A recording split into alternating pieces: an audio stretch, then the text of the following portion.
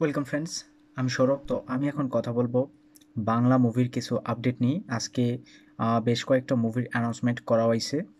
তো সেই অ্যানাউন্সমেন্টগুলো এবং পোস্টারগুলো নিয়ে কথা বলবো।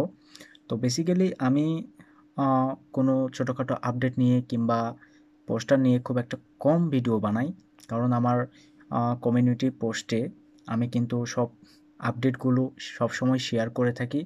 তো অনেকেই কমিউনিটি পোস্টে গিয়ে দেখেন না, তো তাদেরকে বলবো যে প্রত্যেকটা আপডেট কমিউনিটি পোস্টে গিয়ে দেখবেন, সেখানে দেওয়া থাকবে।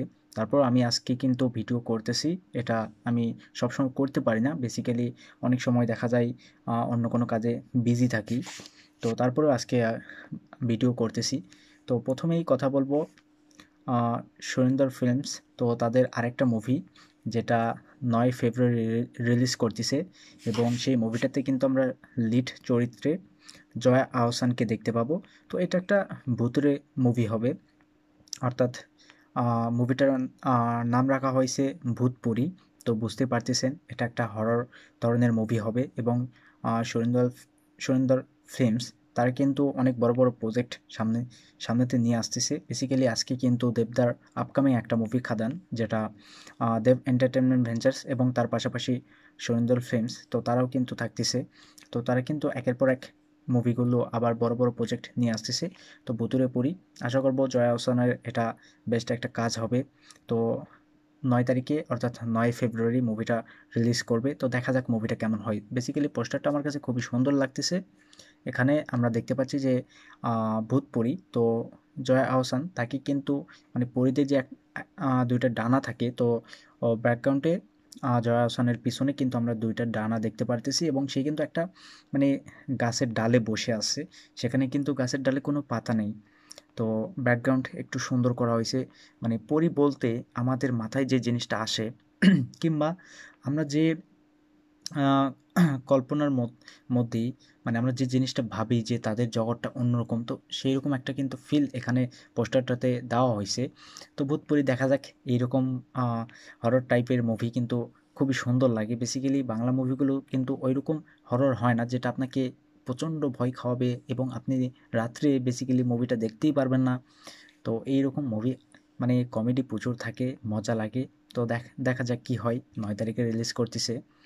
তো এর পরবর্তী আপডেট নুসরাত জাহান এবং ইয়াসের আপকামিং মুভি মেন্টাল। তো মেন্টালের কিন্তু ফার্স্ট সং সেটা কিন্তু রিলিজ করতে যাচ্ছে। তো মেন্টালের ফার্স্ট গান সেটা কিন্তু আমরা জানুয়ারির 3 তারিখে দেখতে পাবো। তো মেন্টালের এই ফার্স্ট সং কিন্তু জানুয়ারির 3 তারিখে আসবে, এবং গানটার টাইটেল রাখা হয়েছে কিন্তু খুব সুন্দর একটা টাইটেল, একখান গান বানাইছে। তো এটা কিন্তু গানটার টাইটেল থাকবে। অবভিয়াসলি আজকে কিন্তু তারা একটা পোস্টার এবং এটা কিন্তু অ্যানাউন্স করে দেয় যে মেন্টালের ফার্স্ট সং জানুয়ারি 3 তারিখে আসবে, এবং গানটার টাইটেলও কিন্তু তারা বেসিক্যালি ট্যাগ করে দেয় একখান গান বানাইছে। তো দেখা যাক এই গানটা কেমন হয়। বেসিক্যালি প্রত্যেকে ইয়াশ কিংবা নুসরাত তাদেরকে নিয়ে কিন্তু ট্রোল করতে থাকে। তো দেখা যাক এবারও কিন্তু তারা ট্রোলের শিকার হয় কি হয় না। তো বেসিক্যালি পোস্টারটা এখানে যে খুব একটা দুর্দান্ত লেভেলের ছিল তা না। বেসিক্যালি খুবই সিম্পল একটা পোস্টার, যেখানে একটা সোফা ছিল এবং নুসরাত সেখানে বসেছিল, ইয়াশ নিচে তার পায়ের উপরে হাতের ভর দিয়ে বসেছিল, মানে একটু স্টাইলিশভাবে। তো দেখা যাক, তাদেরকে তো বেসিক্যালি খুব সুন্দর লাগতেছে। এবং আমরা ছোট থেকে যেরকম গান শুনে আসছি, সেটা সঙ্গীত বাংলা হোক বা যে কোনো জায়গায়, তো বেসিক্যালি সেই ধরনেরই একটা গান হবে। এখানে কোনো নতুনত্ব কিছু হয়তো বা থাকবে না। তো দেখা যাক, এখনই কিছু বলা যাচ্ছে না। 3 তারিখে গানটা আসবে, তো তারপরেই দেখা যাক। গানটা নিয়ে অবশ্যই রিভিউ আসবে।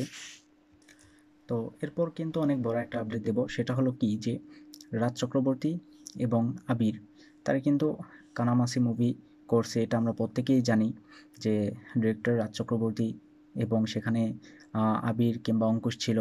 তো এবারও কিন্তু এই যে কোলাবরেশন রাজ চক্রবর্তী কিংবা আবির, তাদের এই কোলাবরেশন কিন্তু আমরা আবার দেখতে পাবো। তো রাজ চক্রবর্তীর পরবর্তী মুভি বাবলি, তো যেখানে আমরা আবিরকে দেখতে পাবো। তো সেখানে আবির থাকতেছে। অবভিয়াসলি এটা একটা উপন্যাসের উপরে হবে, তো দেখা যাক কী হয়। তো এটা কিন্তু একটা ভালোবাসার রোমান্টিক একটা মুভি হতে যাচ্ছে। পোস্টারে কিন্তু সেটা মানে উল্লেখ করে লেখা আছে যে ভালোবাসার ছবি। তো রাজ চক্রবর্তী মানে যে রোমান্টিক মুভিগুলো বানায় তো তার থেকে বেটার মেবি রোমান্টিক মুভি কেউ বানাতে পারবে না। তো এমনটা আমি চ্যালেঞ্জ করছি তা না, কিন্তু রাজ চক্রবর্তী যে রোমান্টিক মুভিগুলো বানায় তো সত্যি বলতেছি সেগুলো খুবই সুন্দর হয়ে থাকে। এবং এই যে রোমান্টিক বা নতুন একটা লাভ স্টোরি যেটা দর্শকের পছন্দ হবে কিংবা দর্শক কী চায়, তো এই জিনিসটা রাজ চক্রবর্তী খুব সুন্দরভাবে বুঝে থাকে এবং নতুন একটা লাভ স্টোরি আমাদের সামনে নিয়ে আসে যেটা সত্যি চমৎকার হয়ে থাকে। তো আশা রাখবো যে বাবলি মুভিটাতে সুন্দর একদম ফ্রেশ একটা লাভ স্টোরি আমরা দেখতে পাবো, যেটার আশায় থাকবো আমি। তো এরপরে দেবদার আরেকটা মুভির আপডেট দিব। তো আজকে দেবদা কিন্তু অফিসিয়ালি খাদান মুভির অ্যানাউন্সমেন্ট করে দিয়েছে। এছাড়া দেবদা কিন্তু আজকে অফিসিয়ালি পোস্ট করছে যে অভিজিৎ সেনের সঙ্গে তার পরবর্তী নেক্সট প্রজেক্ট, তো এখনও নাম ঠিক করে নাই। তো বেসিক্যালি সেই মুভিটার রিলিজ ডেট সেটা কিন্তু আজকে অফিসিয়ালি তারা জানিয়ে দিয়েছে দেবদা। তো 20/12/2024 অর্থাৎ ডিসেম্বরের 20 তারিখে এই মুভিটা রিলিজ করতে যাচ্ছে, অর্থাৎ ক্রিসমাস। তো দেখা যাক কী হয়। সব কিছু ঠিকঠাক থাকলে অবশ্যই দেবদা এই মুভিটা নিয়ে আসবে। তো এবছর কিন্তু আমরা অলরেডি দেবদার 3টা মুভির অ্যানাউন্সমেন্ট পাইছি, একটা টেক্কা, খাদান এবং তার ক্রিসমাসের এই প্রজেক্টটা। তো অলরেডি 2টার রিলিজ ডেট লক, এবং খাদান সেটার কিন্তু এখনও কোনো রিলিজ ডেট জানানো হয়নি। খাদানে আমরা ইদিকা পালকে দেখতে পাবো দেবদার নায়িকা হিসেবে। তো দেখা যাক খাদান মুভিটা কবে রিলিজ করে। যদি ঈদে রিলিজ করে তো ঈদে অনেকগুলো বড় বড় মুভি আছে এবং জিদ্দার মুভি আসবে, মানে বলিউডের অনেক বড় বড় মুভি আছে। তো তার সঙ্গে মেবি দেবদা নিয়ে আসবে না, যদিও নিয়ে আসে তো দেবজিৎ বড় একটা ক্লাশ আমরা দেখতে পাবো। এবং সেখানে যদি খাদান মুভিটা রাখে ঈদে তো সেটা কিন্তু সত্যি অনেক বড় একটা সারপ্রাইজ হবে। তো দেখা যাক কোন সময় খাদান মুভিটা রিলিজ করে। তো 2024 না করলে অবভিয়াসলি 2025-এর শুরুর দিকেই কিন্তু খাদান মুভিটা রিলিজ করবে, এতে কোনো সন্দেহ নাই। তো আজকে ছিল এই বাংলা মুভির কিছু আপডেটগুলো আপনাদের কেমন লাগলো সেটা অবশ্যই কমেন্টে জানাবেন। আর ভিডিও ভালো লাগলে অবশ্যই একটা লাইক করবেন, শেয়ার করবেন, আর এই চ্যানেলটা সাবস্ক্রাইব করবেন। ধন্যবাদ।